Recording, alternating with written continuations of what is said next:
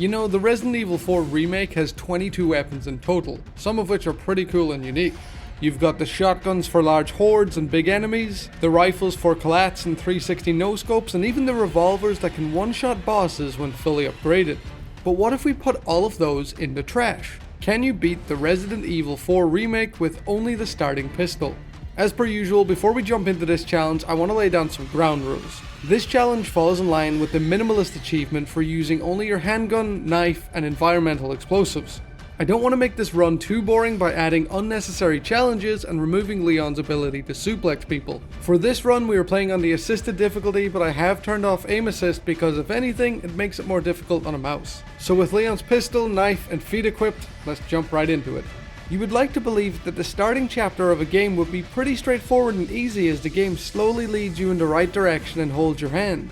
Well, not in this game, because shortly after meeting my first enemy, I was surrounded by hundreds of them. I decided to go all out shooting in the village just to spice things up, and it was only then that I realized how many enemies there actually were. I took refuge inside of a nearby house, looted a shotgun off a wall to sell later, and put a few bullets in the chainsaw guy's head. I didn't get close to killing him with the basic pistol, unfortunately, and as punishment for being bad at the game, a Ghost Rider cow tried to kill me. After mass, I went to the farm in search of our damsel, and I killed a cow and a half. After freeing our damsel Luis, I got punched, robbed, and then drugged by some 8-foot hunk. Equipped with only my knife, I began searching for my weapons. I took down a few of the granados easily with my knife, looted my weapons, and then some English guy started shouting at me. Before selling my things to the merchant and upgrading, I wanted to go into the next area just to see how well the base pistol would hold up. It didn't hold up well. A lot of ammo was spent in that section because my pistol is as strong as the beer served in my local pub. I sold all of my jewelry and unwanted items to the merchant and then used that money to almost fully upgrade my pistol. We made our way to the village chief's house, disturbed a man taking a shit, teabagged another man, and then we got fucked by an 8-foot man. Full circle. It all came full circle. Now, if you don't want the big man to get you too, then I highly recommend you hit that subscribe button down below so you can get notified when I release new content. I've got quite a few Resident Evil challenges planned already. After crying in the bedroom for an hour after the big man smacked us, we made our way outside and helped out a friendly doggo. With the church key in hand, we headed back to the village, put a full pistol bullet into a crow's tiny little head, watched the church fall, and then had a showdown with some dogs. These guys were pretty fast and hard to keep up with, but weren't too difficult. As karma for killing all of his friends, another dog scared away all of the crows. So much loot. Gone forever. I figured with a pistol only challenge we're going to need a lot of ammo, and one thing that Resident Evil 4 Remake introduced was charms. These could be granted from the shooting range and include bonus ammo crafted charms. With 6 of my 9 gold tokens from the shooting range, I got 40% recovery HP from Vipers and 100% egg health. I really don't think either of which will come in useful whatsoever. With 6 of my 9 silver tokens, I got 30% off armor and knife repairs, which actually might come in handy later. When I went to add the other charms to my case, it turned out I already had a plus 30% handgun ammo craft bonus charm, so I equipped that also. That is a mouthful. Unfortunately, these charms won't help us in the next section where we only had a harpoon and we're fighting the biggest fucking fish I've ever seen. As I said at the beginning, certain boss fights use certain weapons and they can't really be prevented. After killing our fish friend, we made our way underground, sold a few of our unwanted items to the merchant, and bought a laser sight, 2 case upgrades, and maxed out our knife. The laser sight would definitely come in handy if I didn't have the memory of a goldfish and forget to equip it. At this point, the enemies were increasing in numbers and ammo was running pretty dry. I was constantly looting everything just to stay in a slight ammo surplus. We did some puzzles which involved real heads and then took a tour of the lake where we found a red 9. The red 9 is only for selling, of course, as much as I do want to use it. The merchant asked us to get him a golden egg because this is Resident Evil, and then we placed some real heads on a stone pedestal. Again, because this is Resident Evil. Our journey back to the church included going through the quarry area where I was greeted by El Gigante, the troll. I was dreading this fight from the start since I knew he would take a lot of ammo to bring down. I was doing pretty well though, not missing many shots and landing a good few criticals on the thing coming out of his back. I did have to craft some ammo to finish him off, but I regained everything from looting the area before I left. After clearing the next area and breaching the church, I now had Ashley by my side. With Baby Eagle in tow, we made our way to the farm for extraction. The enemies here were pretty easy with my upgraded pistol, but they still posed quite a threat. Once we laid them all to rest, we made our way across the bridge to Louis' mansion, where he put us up for the night. It was a peaceful night. Leon, Ashley, and Luis chilled out by the fire, roasted some marshmallows, drank some wine, and had a good time. Luis even had dinner prepared and tucked us into bed in the end. 10 out of 10 hotel. It turns out that the chopper from earlier that was supposed to come and extract us can't make it anymore, so we have to escape the village and get to safety. On our way out of the village we met two girls who had issues with their chainsaws. We solved this issue with some percussive maintenance, as we do with most scenarios. The headshot and kick method is really what got me through this playthrough a lot easier than a strict pistol only challenge. The big 8-foot hunk that fucked me in the bedroom earlier came back for more, and rather than shooting our way out of this one, we decided to run for the hills. Leon and Ashley tried to hide in a house, but he already had our scent and couldn't get enough of Leon. I mean, how could you with that dazzling new HD hair Leon has? The first phase of this boss fight was pretty straightforward. I was able to put a lot of bullets into him pretty quickly before he could do any real damage. The second phase was a bit tougher because he was further away and easier to miss, and I'm bent. I ran out of ammo towards the end, and after finding some, I realized I only needed to shoot him once more to kill him anyway. After leaving our friend to sleep peacefully in the barn, we made our way out of the village and into the castle. Now the run so far hasn't been overly difficult, and that's mainly because our pistol has been fully upgraded since the start. But now the enemies are more difficult and we don't have any more upgrades for quite a bit. On the subject of more difficult enemies, we've met a new type. Because sprouting a penis out of your head isn't enough, these new enemies had some extended vagina thing. I'm struggling to describe this, it was strange. This guy took a considerable amount of ammo, and I know these will be tough going forward. After unloading into our extended vagina friend, we made our way into the castle walls, dodged a few catapults and made it back inside. Since our big 8-foot hunk friend from earlier is now dead, we got a replacement, a 4-foot Ramon Salazar.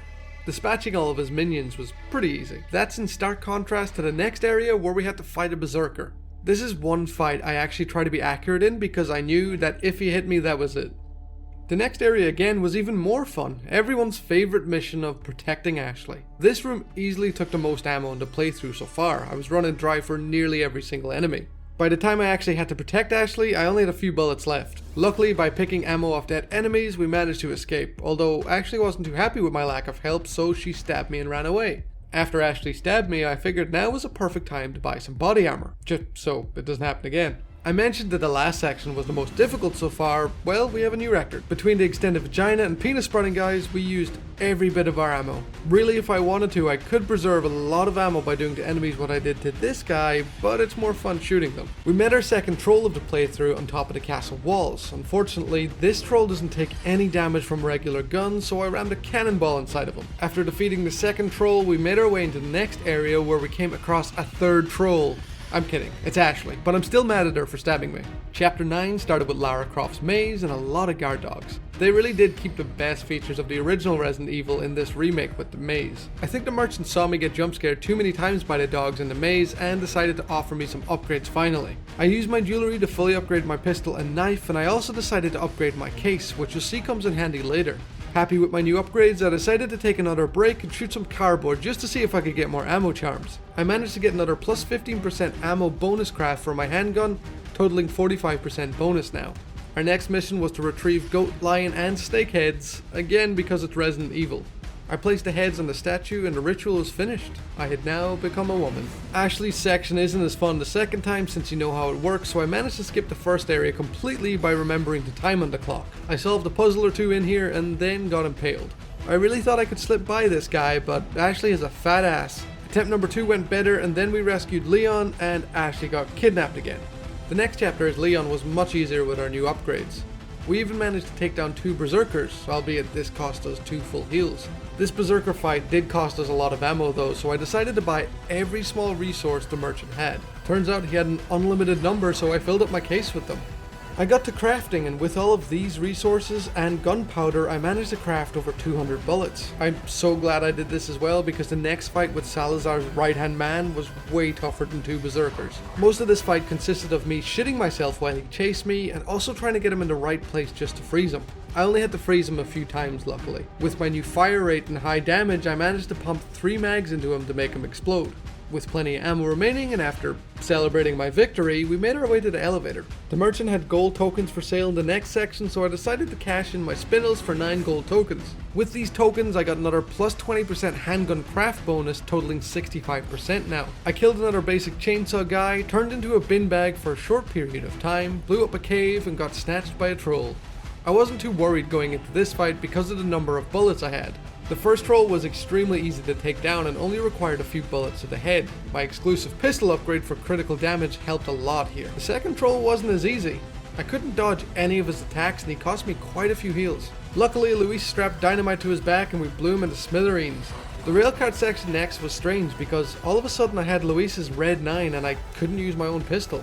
Trying my best to stick to this challenge, I didn't shoot a single bullet to kill enemies. This actually turned out okay in the first cart, but a chainsaw guy made this more difficult in the second. I decided to shoot him just to throw off his balance without killing him, which managed to work. I know I've used a harpoon and cannon for kills before, but I felt like this section was actually avoidable. Krauser stuck his knife inside Louis' chest cavity and we ascended to the surface in search of Ashley and revenge on our fallen brother. Chapter 12 started out with a big fire-breathing Salazar statue, and although I had plenty of ammo to fight these enemies, I decided to run past them and save my ammo for Salazar. This plan went to shit while I was on the lift and I was forced to kill everybody.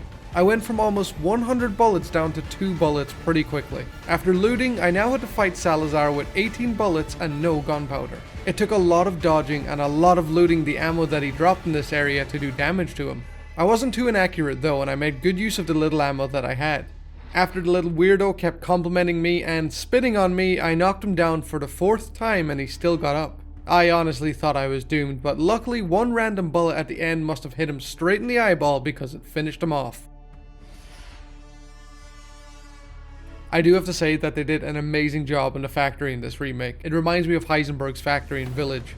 In this lovely factory, we managed to find Ashley, once again, and midway through the cutscene it dawned on me. The laser sight I bought 10 chapters ago, I never even applied it. The amount of ammo I could have saved during this entire run with that laser sight. I attached my new laser sight and I could feel the power coursing through my veins. My pistol was now truly and fully upgraded. Fully upgraded pistol or not, these new regenerator enemies are extremely tough. They take so many bullets and you have to be extremely accurate to hit their weak points or, you guessed it, they regenerate.